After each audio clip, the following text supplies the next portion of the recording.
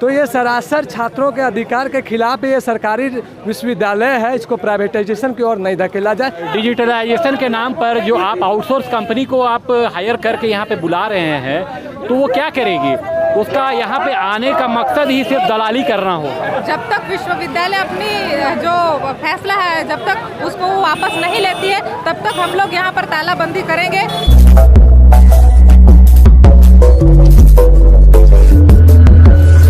देखिए, रांची विश्वविद्यालय में एग्जामिनेशन डिपार्टमेंट को प्राइवेटाइजेशन की ओर धकेला जा रहा है, जिसका हम लोग विरोध कर रहे हो।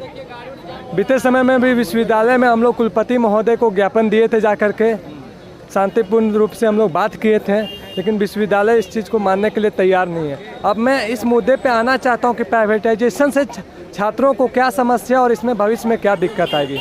इसका भविष्य में यही समस्या है कि हमारा जो पर्सनल इन्फॉर्मेशन होगा किसी प्राइवेट कंपनी के हाथ में चल जाएगा, जिसका एक तंत्र इकलौता आदमी का जिसके ऊपर अधिकार रहेगा, उस प्राइवेट कंपनी का।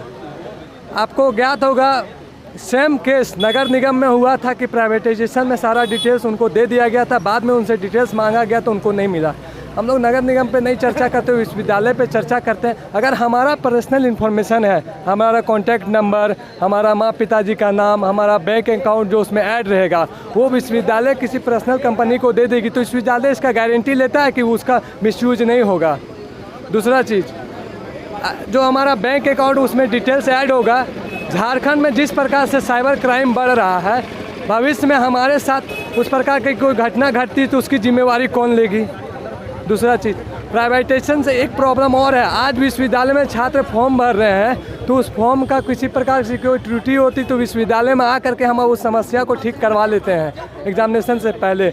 आज यही चीज़ अगर प्राइवेट कंपनी के हाथ में चल जाएगा, वो उस चीज़ को करेंगे कि नहीं करेंगे वो उनके ऊपर डिपेंड करेगा। और दूसरा चीज़, और वो लोग इस चीज़ के लिए भी फाइन लगाएंगे कि आप लेट से फॉर्म भर रहे हैं, आपका त्रुटि है, तो हर चीज़ में फाइन, क्योंकि प्राइवेट कंपनी होती है वसूली करने के लिए।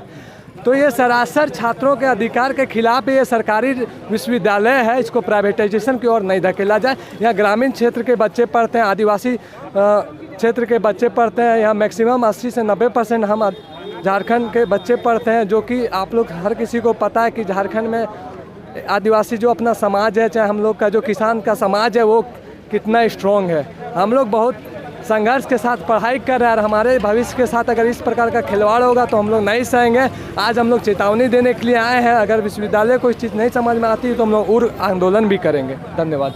नीरज कुमार, रांची विश्वविद्यालय छात्र संगठन। देखिए, रांची विश्वविद्यालय में जब से ये नए कुलपति आए हैं, उन्हें जो खामियां थी विश्वविद्यालय में, उन्हें दुरुस्त करने के बजाय आते ही अपने मन का करने लग रहे हैं। तुगलकी फरमान जारी कर दे रहे हैं, परीक्षा विभाग हो, इंफ्रास्ट्रक्चर हो। जब विश्वविद्यालय का स्वयं उनके पास है तो उसे सुदृढ़ करने के बजाय बाहर से एक आउटसोर्स कंपनी को बुलाकर परीक्षा कंडक्ट कराने का प्रयास करते हैं। 2017 में भी आपको याद होगा कि विद्यार्थी परिषद ने उस समय के वर्तमान जो वीसी थे रमेश पांडे जी, उन्होंने भी इस प्रकार का फैसला लिया था। तत्कालीन सरकार उस समय रघुवर दास भाजपा की सरकार थी, जिसका विद्यार्थी परिषद ने पुरजोर विरोध किया था। राज्यपाल भवन तक लगातार हम लोगों ने 10 दिनों तक आमरण अनशन भी किया, तब जाकर के विश्वविद्यालय इस फैसले को निरस्त की।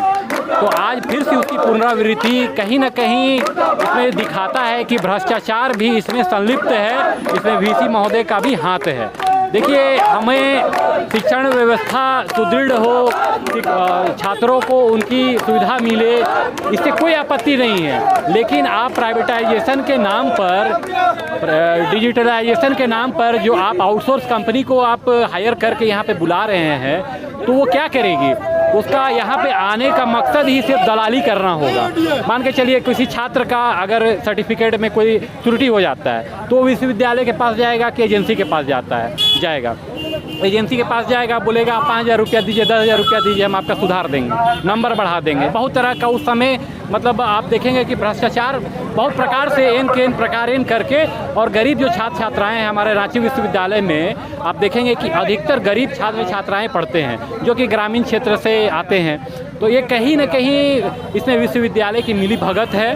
हम लोग विद्यार्थी परिषद एक छात्र संगठन होने के नाते विश्व में सबसे बड़े छात्र संगठन है, छात्र हित के मुद्दों पर हमेशा लड़ते आए हैं और इस मुद्दे को भी हम नहीं छोड़ेंगे। कहीं ना कहीं इसमें पैसे का जो खेला हुआ है और आने वाले समय में इसका पर्दाफाश होगा। इस पर जो भी संलिप्त पाए जाएंगे उन्हें विद्यार्थी परिषद बिहाइंड द बार्स भेजने का काम करेगी। और आप देखेंगे विद्यार्थी परिषद ने पिछले बार जिस प्रकार से आमरण अनशन किया था उसमें हमारे ना जाने कितने लोगों ने अनशन के दौरान बेहोश भी हुए थे, लेकिन आए हुए वीसी साहब को ये सोचना चाहिए था कि ये कोई फैसला जो हम ले रहे हैं, आप वीसी भले हैं, कुलपति भले हैं, लेकिन आप स्वयं फैसला नहीं ले सकते हैं। आपके पीछे पूरा तंत्र लगा हुआ है, आपके पास पूरा इंफ्रास्ट्रक्चर है, आपके पास सिंडिकेट है, सीनेट है, छात्र ऑर्गेनाइजेशन है, छात्र संघ है। आपको सबको बैठाकर मंतव्य लेना चाहिए था कि आखिर हम ऐसा करने जा रहे हैं, हमारे पीछे इसके पीछे हमारा क्या मकसद है।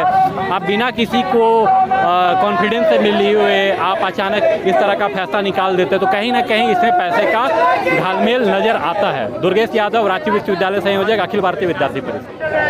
क्या है ये रांची यूनिवर्सिटी का जो है, रांची यूनिवर्सिटी के वीसी आउटसोर्सिंग यहाँ लाना चाहते हैं और ये आउटसोर्सिंग जो है इसका मतलब है कि यहाँ की जो भी डेटा वगैरह है, यहाँ का एग्जामिनेशन जो डिपार्टमेंट है ये अच्छा से काम नहीं कर रहा है शायद, तो इसलिए जो है वो वीसी चाहते हैं कि यहाँ का जो काम है वो सारा जो है हम किसी दूसरे कंपनी के हाथों में दे दें, ताकि वो जो प्रशासन है पूरा यहाँ का विश्वविद्यालय प्रशासन का जो काम है वो सारा काम बहुत अच्छे से वो चलाए। लेकिन ऐसा होने से हम सभी जो छात्र छात्राएं हैं उनको बहुत सारी परेशानियों को जो है झेलना पड़ सकता है, क्योंकि ये जो है पहले भी टाटा में, जैसे कोल्हान यूनिवर्सिटी में, विनोबा भावे यूनिवर्सिटी में ऐसा हो चुका है। और उसकी वजह से क्या हो रहा है कि अभी जो डिग्री जो मिलना चाहिए, जो हम लोग डिग्री आराम से ले सकते हैं, वो डिग्री वहाँ पर खरीदा जाता है और बेचा जाता है डिग्री। तो ये सब अगर यहाँ पर भी इसी तरह से अगर प्राइवेट कंपनी को दे दिया जाएगा तो हमारा भविष्य के साथ जो है ये खिलवाड़ का प्रयास है।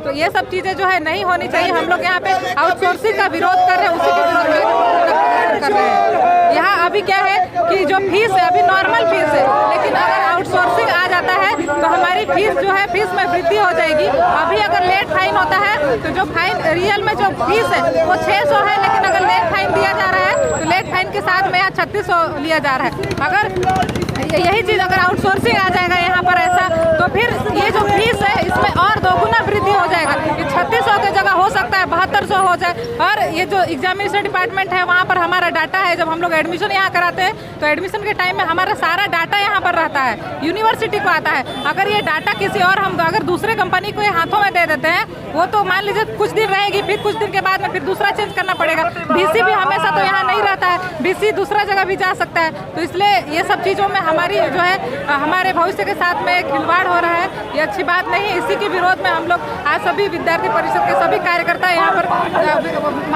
विश्वविद्यालय परिसर के जो गेट है यहाँ हम लोग तालाबंदी कर रहे हैं, यही विरोध प्रदर्शन। अगर विश्वविद्यालय अपने फैसलों को वापस नहीं लेती तो आगे की क्या रणनीति होगी? जब तक विश्वविद्यालय अपनी जो फैसला है जब तक उसको वो वापस नहीं लेती है तब तक हम लोग यहाँ पर तालाबंदी करेंगे, तब तक हम लोग यहाँ पर जमे रहेंगे।